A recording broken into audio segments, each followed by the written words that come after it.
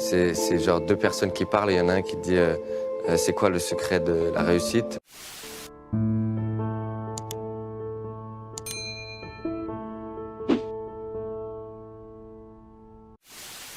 C'est genre deux personnes qui parlent et il y en a un qui dit c'est quoi le secret de la réussite? L'autre il dit c'est l'expérience. L'autre dit comment on fait pour avoir de l'expérience? L'autre il dit il faut prendre des bonnes décisions. L'autre dit comment on fait pour prendre des bonnes décisions? Il faut prendre des mauvaises décisions. Donc au final, le secret de la réussite, c'est de tomber, se relever, avancer. Faut accepter. Encore une fois, c'est une question de recul, tu vois. Faut voir le projet sur le long terme. Faut voir le chemin. La seule des prisons qui existent dans ce monde, elle est dans la tête. Tu vois, elle est dans les barrières que tu te fixes et de penser que les choses belles ou les victoires et les trophées, ils peuvent arriver qu'aux autres. La vraie richesse, elle est dans l'épanouissement. Elle n'est pas dans les biens matériels et elle n'est pas dans comment les autres te perçoivent, etc. Elle est vraiment dans ton épanouissement, comment tu te perçois toi, quel bonheur tu as à faire ces choses. Et tu sais, quand tu prends du plaisir à faire des choses, tu les fais bien. Je pense que c'est normal qu'il y ait de la jalousie. Genre, les gens, ils se disent pourquoi pas moi. Ils pensent que ça tombe du ciel. Ah ouais. C'est souvent, je pense qu'il y a des gens qui doivent te voir en disant c'est un gars normal. Quand on écoute son album, il est normal. C'est ça. C'est un mec normal, mais pourquoi pas moi alors? Il est normal, genre, pourquoi ça m'arrive pas à moi? Donc les gens ils se disent, quand ils essayent et qu'ils n'y arrivent pas, ou ils remettent la faute sur toi, ou alors ils t'en veulent. Je pense qu'il y a beaucoup de gens qui n'acceptent pas d'être nuls au début, ou du moins de ne pas être au maximum de ce qu'ils peuvent être. Les gens ils pensent que tu vas y arriver et que tu vas être de bonne qualité direct, alors qu'il faut accepter d'être quand même éclaté avant de réussir à fournir quelque chose. C'est vrai, après, quand tu commences, après, il y a une marge d'évolution qui est exceptionnelle dans l'humour et dans la musique, mais tu commences, t'es par terre. Je te dis la vérité, Mehdi, c'est le travail, c'est tout. Tout le monde disait que t'as un talent de fou. Toi, t'es talentueux. Et j'ai compris qu'il fallait travailler. Il fallait vraiment travailler parce qu'il y a certains qui sont pas plus forts que toi, mais ils travaillent peut-être, ça se trouve, ils travaillent plus que toi. C'est comme dans tous les jours, dans la vie de tous les jours. Des mecs, ils sont moins talentueux, moins forts, mais ils travaillent plus que toi et c'est pour ça qu'ils arrivent et pas toi. Bien sûr. Rester assise en disant que ça va être difficile, ça va pas rendre la vie plus facile. C'est quand tu t'améliores toi-même que les obstacles deviennent plus petits. On peut changer la vie, mais parce qu'on a peur de perdre notre travail, on a peur de perdre notre copain, on a peur de pas mal de choses aujourd'hui, on n'ose pas. Et puis en fait, toi tu es le seul conducteur de ta vie. Et puis si tu mets de l'énergie va retourner. Un vaillant, c'est quelqu'un qui n'a pas le cul entre deux chaises. C'est quelqu'un qui sait ce qu'il veut, qui va au bout des choses, avec une certaine touche de moralité, quand même, je pense. Faut pas être, la fin ne justifie pas tout le temps les moyens. Mais il y a quand même cette idée de détermination et d'aller au bout des choses. C'est l'une des définitions du vaillant. Moi, j'ai voulu dire aujourd'hui, je suis là, mais il faut savoir que j'ai eu une enfance au plus bas. Donc ça veut dire que c'est pas des cartes de la vie du départ. On peut s'en sortir si on a envie. C'est pas parce qu'on a reçu quelques coups, quelques blessures. Si on a la volonté, la détermination, on choisit son destin. Il y a des fenêtres qui s'ouvrent dans la vie. À un moment donné, quand les fenêtres elles s'ouvrent, eh ben, il faut rentrer. Du moment qu'on est honnête, qu'on est intègre et qu'on a la bonne philosophie de la vie et qu'on respecte les gens, parce qu'aujourd'hui le mot respect est important, quel que soit son âge, eh ben on peut avancer. C'est ce que je veux dire. Moi j'ai rien fait, mais j'ai le salaire de tout le personnel réuni. C'est vrai. C'est l'argent qui gagne dans le monde où les gens pensent que ce sont les études qui gagnent. Non, c'est l'argent qui gagne. Tu peux faire toutes les études du monde, à un moment donné, celui qui aura plus d'argent, il sera... Voilà.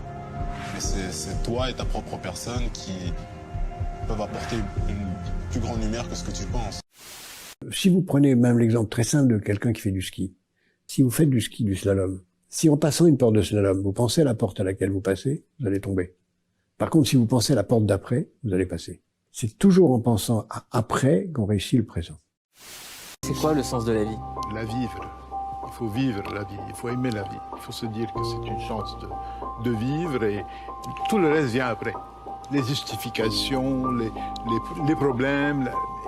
Il faut d'abord aimer la vie et se dire que c'est une merveille de vivre et de profiter de la vie. Et moi, je le fais. Il faut essayer, il faut tenter, même si c'est ridicule, ils vont se foutre de ta gueule, il faut quand même tenter. Si t'as pas tenté, moi au début quand je suis arrivé, je voyais sur les commentaires, on me partageait sur les pages de rap et tout, je voyais les gens dans les commentaires. Eh c'est quoi cette merde, c'est du rail, eh ce blédard, ouais nanana. Un an après, Ah, ok, merci. Parce que j'ai tenté. Et en France, bah regarde, la preuve, ceux qui ont tenté, ils sont, comment dire, ils sont sortis du lot tout de suite. Si à un gamin, tu lui expliques qu'il est nul en tout, et que son truc c'est le hip-hop, ou graffer un machin, ou jouer sur un jeu vidéo, et que tu considères que ça c'est de la merde, parce que ça rentre pas dans les cases de l'éducation nationale, ce que t'expliques à un gamin, c'est que c'est une merde. Mais si tu dis, putain c'est génial, hein, tu joues à tel jeu, t'es dingue de ce truc-là, mais vas-y explique-moi. Le gamin, même si c'est pas éduqué, tu le remets dans un truc où il y a un référent qui lui donne une valeur. Et ça lui donne une énorme confiance en lui. Travaille toujours, même à l'école, même tout, il m'a toujours dit s'il n'y a que le travail qui paye. En vrai de vrai. Tu as récolté ce que tu as semé, donc travaille. Et surtout, il m'a retransmis la détermination. Mon père, c'est quelqu'un de très déterminé. C'est pour ça que je suis toujours déterminé dans tout ce que je fais. Je réussis parce que je suis déterminé. Quand je veux un truc, souvent je l'ai. Parce que je suis déter et je veux vraiment l'avoir. Je suis pas le genre de mec, par exemple, je vais réussir, je vais pas travailler, je vais attendre que ça tombe du ciel. Je suis pas comme ça. Même si t'es joyeux, en fait, bah des fois, tu l'es pas vraiment. Et des fois, c'est peut-être celui qui sourit le plus, qui est le plus triste dans la pièce, en fait. C'est peut-être celui qui fait le plus le clown, qui est le plus triste, en fait. Moi, à partir du moment où mes parents ils sont fiers de moi, j'ai réussi ma vie, frère. Tu vois, je te dis comme ça. Limite, moi, les trucs, moi, ce que je fais moi, là, je m'en fous. Je le fais, ça marche pas, on trouvera autre chose. Mais est-ce que maintenant, tes parents ils sont fiers de toi? Tes frères et sœurs, quand ils te voient, ils ont pas un truc bizarre dans le cœur? Est-ce que ce truc... Et c'est le plus important, la famille, c'est le plus important. Si ta famille sont fiers de toi, cherche pas à voir ailleurs. T'as Dieu et la famille, ça arrête là. Je me rappelle d'une phrase que j'ai dit à ma fille il y a quelques jours. J'ai dit, tiens, je suis pas le meilleur exemple, mais vivre caché, c'est vivre heureux. Je sais que ton père, lui, il est carrément sous les projecteurs. C'est carrément le contraire de ce que je dis, mais... c'est vraiment mieux de vivre caché, de pouvoir vivre, profiter des instants les plus vrais, on va dire. Le mot auquel je crois beaucoup, moi, c'est le destin. Le destin fait bien les choses. Et je pense que c'est aussi une question d'énergie. Quand tu es quelqu'un de bon, eh ben, il t'arrivera du bon tôt ou tard, mais il t'arrivera du bon. Tu peux pas être, par exemple, tu peux pas être mauvais toute ta vie et qu'il t'arrive rien. Au bout d'un moment, tu vas tomber sur un os. Ben, quand tu es bon, il t'arrivera que du bon. Logique. Si tu vis mal les critiques, c'est que t'es addict à être valorisé. Si tu vis mal les critiques, c'est que t'es addict à être soutenu, à être compris. Parce qu'en fait, plus t'en as absolument rien à faire, que les autres croient en toi, te reconnaissent, te valorisent, t'aiment, t'apprécient. Plus t'en as rien à faire de ça, plus t'es à l'aise avec les critiques. Donc si tu vis mal les critiques, c'est qu'en fait t'es addict à être valorisé. Mais c'est pas réellement des amis si tu les as perdus. C'est juste des gens que tu as été contraint de côtoyer parce que vous habitez dans les mêmes endroits et qu'au final, tu as réussi dans ta vie et tu t'es rendu compte que tu n'as pas les mêmes principes et mêmes valeurs que ces personnes-là, tu vois. Mais moi, j'ai pas perdu d'amis. Je pense que mes amis sont encore là. Et si les gars ils sont pas là, c'est que c'était pas mes amis. Les gens vous jalousent et vous critiquent, pourquoi? Parce que vous êtes au-dessus d'eux, parce que vous réussissez mieux qu'eux. Oh ouais, mais il a eu de la chance. Non. Le travail, les gens qui passent leur temps à critiquer comme ça, bizarrement, sont toujours ceux qui ont l'éthique de travail la plus pourrie. Pourquoi? Parce que c'est des feignants et que c'est toujours plus facile de critiquer la démarche et la dynamique des autres plutôt que de sortir les doigts du cul, excusez-moi l'expression, et de faire le boulot, de faire les choses day in, day out. Quand on veut quelque chose, il faut le chercher, il faut travailler, il faut se donner à fond dans les bonnes conditions et dans la position où on peut au mieux faire ce qu'on veut faire. J'ai compris aussi qu'il fallait bien s'entourer et que tout va très vite. Donc il faut faire attention et il faut rester concentré, agile et toujours prendre du recul. Le sexe et l'argent, ça fait tout. J'ai les deux et pourtant ça fait rien. Ouais, quand tu l'as pas, t'imagines que c'est ça qui va sauver ta vie. Puis une fois que tu l'as, je dis en fait c'est pas ça. Le seul moyen de nous sauver, c'est régler nos problèmes intérieurs.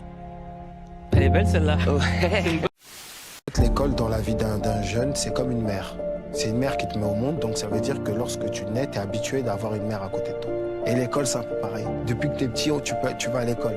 Donc en fait, tu te rends même pas compte de la chance que tu as parce que c'est quelque chose qu'on t'a imposé depuis que tu es tout jeune. Donc t'as pas le recul de savoir que là, c'est une bénédiction que tu as de pouvoir aller à l'école gratuitement par rapport à d'autres jeunes qui peuvent vivre sur cette planète. Soit tu as deux options, tu fais comme moi et tu te lèves, tu fais un taf où tu es dégoûté, Tu te retrouves le matin à te réveiller, écouter un patron qui te prend la tête, ou alors t'essayes de t'en sortir parce que tu sais faire. Donc je me suis dit, bon, j'ai écouté cette prof, j'ai pas envie de me réveiller et d'être dégoûté de me réveiller. Je vois des fois dans le métro les gens qui se lèvent et qui sont dégoûtés. Je vais aller à la Défense, après il va me casser les couilles. Ma femme elle doit me tromper sur moi. Mais tu vois, une meuf, la tête de ma mère, elle va être plus sincère que tes potes. Une meuf, si elle t'aime vraiment bien, elle va être trop sincère avec toi. C'est elle qui va te dire la vérité. Si t'as une galère, tu crois que c'est tes potes qui vont aller? La tête de ma mère que c'est la meuf qui va venir pour toi. Une meuf qui t'aime bien, t'as une galère, elle vient pour toi. Et elle va te pousser vers le haut. Elle va être comme ta mère, elle va te pousser dans la vie. Une femme sincère qui t'aime vraiment, y a pas mieux, tu vois. Et on peut être là tous ensemble comme ça, frérot, rigoler, tout ça, nanana. Et il y a un de nous, il rentre chez lui, il est en dépression, personne ne le sait, tu vois. Et il y en a plein, ça arrive tout le temps, frérot. C'est quelque chose de connu, mais un sourire peut cacher une profonde tristesse. Bah bien sûr, frère. Et les mots, c'est important, tu vois. Alors, il y a un truc qui est important aussi, c'est de dire aux gens que t'aimes, que tu les aimes. Parce que ça se trouve, ils vont partir, ça se trouve, tu vas partir. Et rien que le dire à ces gens-là, c'est plus je grandis, plus c'est facile à dire, en fait. Parce que ces gens-là, tu les aimes. Une opportunité, c'est fait pour être prise. Il n'y a pas de mauvaise manière de prendre une opportunité. Le plus important, c'est que tu la prennes. Après, est-ce que ça réussit, est-ce que ça réussit pas? Même si ça réussit pas, tu vas apprendre. Dans une vie, tu auras toujours ton opportunité, tu vois. C'est pas toi qui décides quand est-ce qu'elle arrive. Ça veut dire si ce jour-là, t'es pas trop chaud, bah tant pis pour toi, frère. Je pense que si j'avais pas tout perdu, j'aurais pas eu à aller chercher dans mes ressources, en fait. J'aurais réussi. Mais est-ce que j'aurais été épanoui autant? Je sais pas, je pense pas. Vous êtes des enfants privilégiés. Papa, il a pas eu tout ça. Respectez ceux qui n'ont pas. Quand vous aurez partagé, prenez pas de haut les pauvres, parce que moi, je viens de la pauvreté, gars. Ça m'a donné envie, ça m'a donné une rage qui m'a donné envie de redoubler d'efforts dans la vie. De tomber, me relever sans arrêt. Même si je ne fais pas partie de ceux à qui on facilite le chemin, à qui on ouvre les portes facilement, je vais les défoncer, poteau. J'essaie de transmettre cette énergie positive, cette mentale-là à mes fils. Il n'y a pas de gens méchants. Il y a des gens bêtes. Mais c'est pas de leur faute. Hein. Il y a des gens qui ont peur. Ça, c'est de leur faute. Des gens qui ont peur et qui n'assument pas leur peur. Mais j'aime pas les gens bêtes. Parce que la bêtise, c'est de la paresse. La bêtise, c'est un type qui vit et il se dit, ça me suffit. Ça me suffit. Je vis, je vais bien, ça me suffit. Et il se botte pas le cul tous les matins en disant, c'est pas assez. Tu ne sais pas assez de choses, tu ne vois pas assez de choses, tu ne fais pas assez de choses. C'est de la paresse, sur la bêtise. Ne donnez pas tout et ne faites pas confiance à 200%. Il faut partir du principe où il ne faut pas se faire du mal à soi-même pour des gens qui t'ont fait du mal, tu vois, parce que tu as vu, il y a des gens qui sont là, qui vont genre arrêter de manger, qui vont sans arrêt penser à une personne qui peut-être ne pense même plus à eux, en fait. Tu comprends? La seule chose à faire, c'est avancer, plus calculer, et si cette personne fait l'erreur de revenir, direct. Une période de ta vie, quand t'es un peu jeune, je crois que les copains et l'extérieur, et la vie, et les meufs, et le succès, et tout ça, et l'oseille, je crois que c'est ça la vie au final, tu vois. Tu te rends rapidement compte que les gens qui sont autour de toi, c'est ta base. C'est ta base, donc c'est souvent tes parents. Tu sais que tu dois pas t'éloigner de ta mère, de ton père, tu sais que tu dois. Mais toi, t'entends pas. Et t'as négligé les remparts, frère. Mais il n'y avait pas tes potes pendant que t'étais en placard. Avec ta remec, ça qui était pour toi. Voilà. Ça recadre un peu sur le rapport aux parents qu'on devrait avoir et souvent qu'on néglige. Moi, je pense que c'est une affaire d'ego. L'ego, il a sa place nulle part. L'ego, c'est le pire ennemi de l'homme. L'ego, c'est le pire ennemi de l'homme, de l'humain. L'ego, c'est les guerres. L'ego, c'est les séparations dans les couples ou dans les amitiés. L'ego, c'est la mauvaise foi. L'ego, c'est pas joli. L'ego, ça crée la jalousie. L'ego, c'est le pire ennemi de l'homme. Ah, mais je m'estimerai jamais rendu nulle part. En fait, il n'y a pas de point B. Tu vois, tu démarres du point A et frère, le point B, il recule avec le temps. Tu vois ce que je veux dire? Tu m'aurais dit la moitié de ce qui vient de se passer ces 6 derniers mois. Tu m'aurais dit tout ça il y a 3 ans. Je t'aurais dit, bah, juste, je fais ça, c'est ok. Je suis content, tu vois. Et je veux plus. C'est normal, mon frère. Donc, même des mecs qui ont pris des millions d'euros du rap français, ils en veulent encore. Donc, il n'y a pas de point B, frère. Tu vois. Et je m'estimerai jamais rendu. Et t'as toujours à prouver, frère. Là, l'échec te permet d'aller chercher la gagne, en vrai. C'est l'échec scolaire, j'ai rien. J'ai 6 mois de BEP vente. Je vois que je touche pas une tchatchaouette, j'ai envie de rien faire. Donc, à partir du moment où tu es dans l'impasse, là, tu dis le seul moyen que je vais avoir de m'en sortir bien. Je vais tout miser sur ce que je sais faire de voilà, mieux. C'est ça, sur l'humour, et ça passe ou ça casse. Ouais, c'est ça. Mais rien que de faire, déjà, après tu te sens mieux parce que tu agis.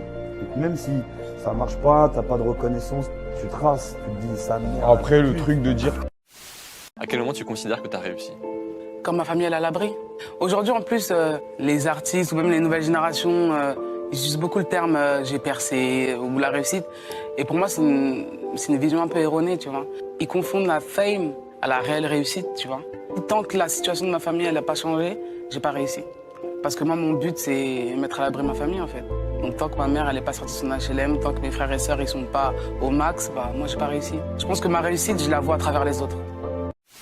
Ouais, narcissique, en vrai, ça veut dire amour excessif envers soi-même. Donc pour moi, c'est juste de l'amour normal envers soi-même. C'est juste que si tu t'aimes pas, personne va t'aimer. Ouais. Commence par t'accepter toi et ensuite tu pourras aimer les autres. Et t'allumes ton truc, t'as tes 2 millions de followers, mais très souvent, dans ta vie, t'es seul. Moi, j'essaie de me protéger de ça, mais je sais qu'il y en a qui le vivent.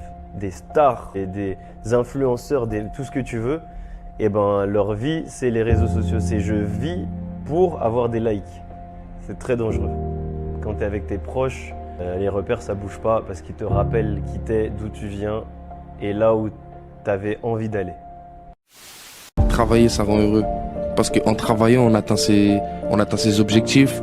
Et en atteignant ces objectifs, on se rend heureux. Et le travail, ça occupe l'esprit. Et le travail, c'est la base, en vrai, de vrai. Tout part du travail, je pense. Déjà, travailler pour soi. Travailler pour soi, c'est quelque chose d'important. Moi, je répète, le travail, pour moi, c'est le truc, c'est la clé du bonheur, vraiment. Accomplissement personnel. De fou, mais le travail dans tout, hein, c'est pas forcément le travail comme on l'entend. Ça peut être le travail sur soi, le travail même sportif, le travail de plein de choses. Tout est dans la tête. Ah, mais toi,